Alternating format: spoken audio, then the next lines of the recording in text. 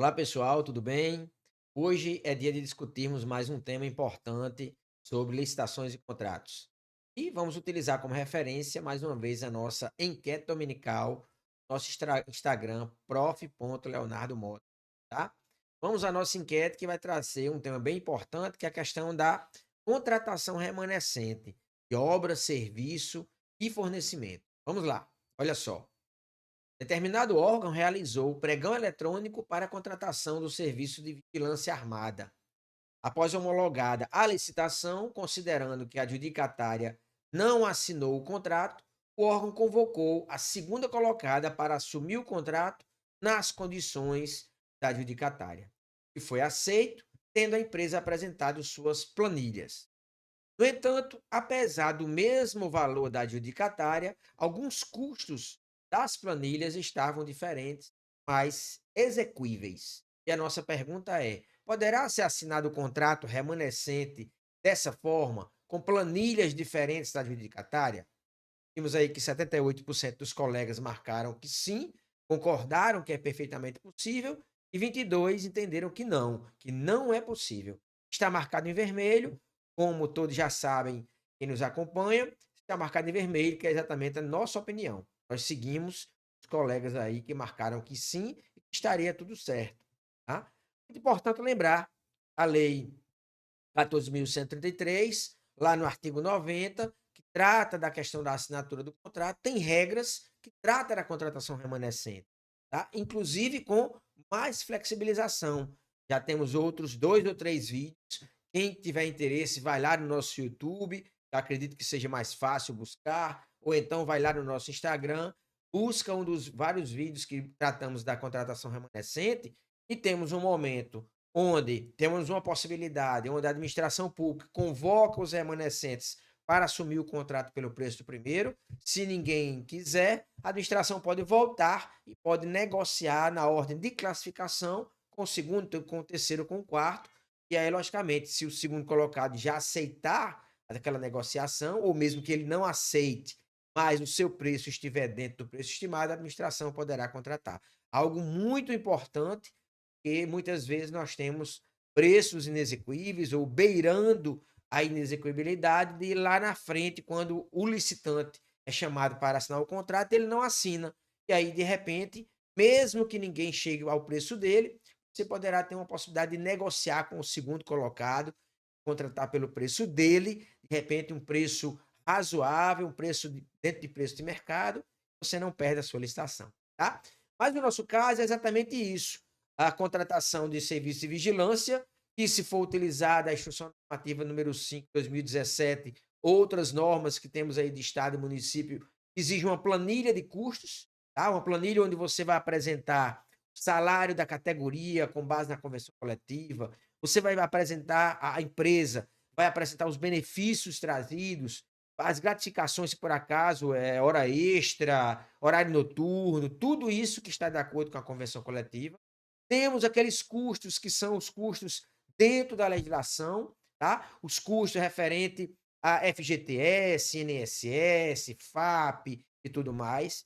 Temos os custos administrativos, que cabe à empresa.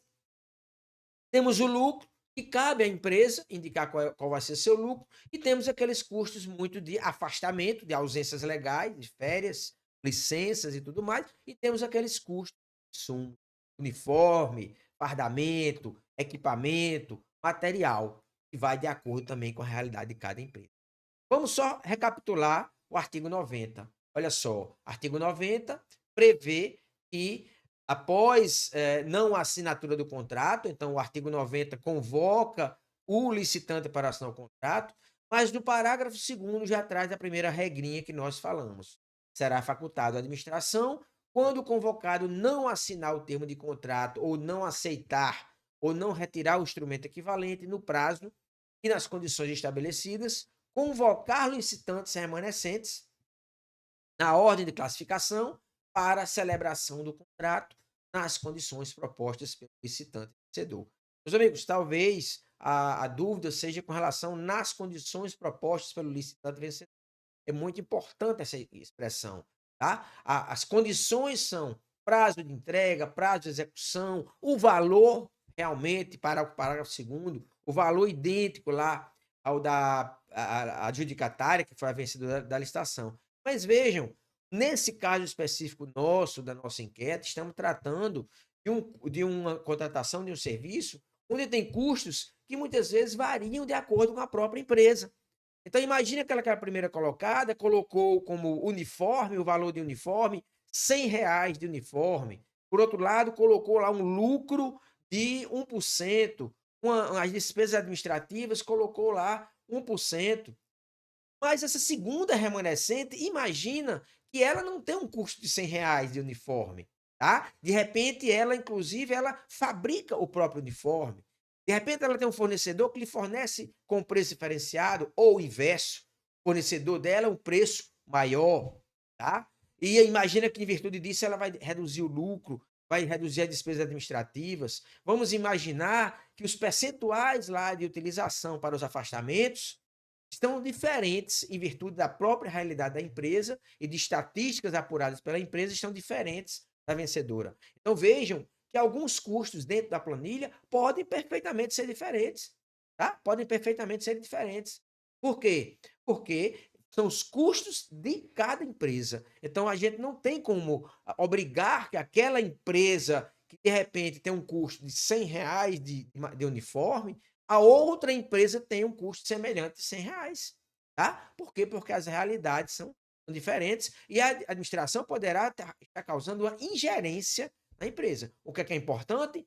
Prazos, qualidade, o preço total, que realmente tem que ser o do adjudicatário, com relação a esse parágrafo 2º do artigo 90. Tá? Então, voltando aqui na nossa enquete, entendemos que é perfeitamente possível o ajuste da planilha nos contratos aí com mão de obra residente, ao caso aí da vigilância armada, e a empresa vai ajustar de acordo com a sua realidade.